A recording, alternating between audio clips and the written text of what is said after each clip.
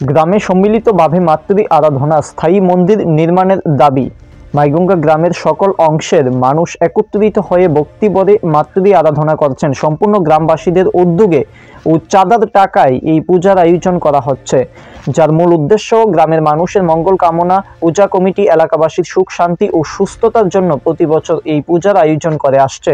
এছাড়াও কমিটির পক্ষ থেকে স্থায়ী শীতলা মন্দির নির্মাণের দাবি জানানো হয়েছে, যাতে ভবিষ্যতে বৃহৎ পরিসরে পূজা ও ধর্মীয় কার্যক্রম পরিচালনা করা যায়।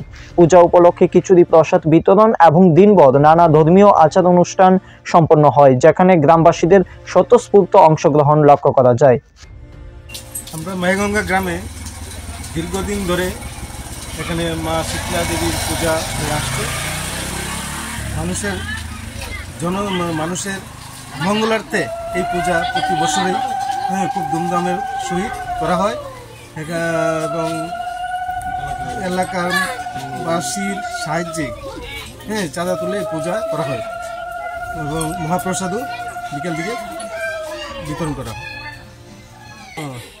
সরকারের কাছে এটা বা পঞ্চায়েত লেভেলের কাছে আমাদের একটা আবেদন থাকবে, সেখানে একটা আমার মূর্তি স্থাপনের জন্য একটা ছোট মন্দির যাতে করে দেওয়া হয়। আমাদের কোন জায়গাতে এটা? মাইগঙ্গা অঙ্গনওয়াড়ি সেন্টারের পাশে। এখানে পরিবার সংখ্যা তো প্রায় 150 থেকে 200 পরিবার নিয়ে এই পূজাটা করা হয়। বাইরের থেকেও আসে, পাশাপাশি গ্রামের লোকও এখানে পূজা করতে আসে। কিরকম আনন্দ হয়?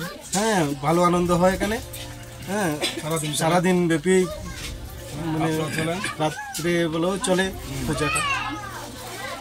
পূজার প্রসাদ বিতরণ করা হয় রাত্রে বেলাও, তো 8টা-9টা পর্যন্ত। সকাল 10টা থেকে পূজা আরম্ভ হয়ে যায়।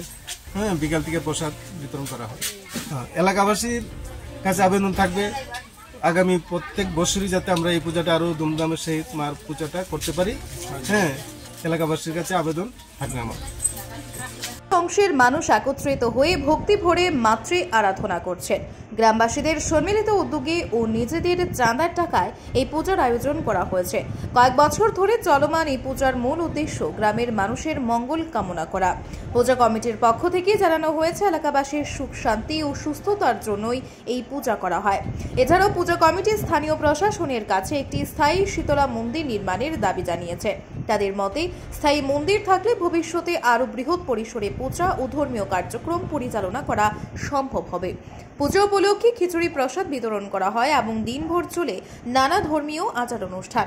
গ্রামের ভক্তদের উপস্থিতিতে এবারের পূজাও যথাযথ ভাব গাম্ভীর্যের মধ্য দিয়ে পালিত হচ্ছে। স্থানীয়দের আশা, আগামী বছর পূজা আরও বড় পরিসরে উদযাপিত হবে এবং শীতলা মায়ের কৃপায় গ্রামের সকলের মঙ্গল সাধিত হবে।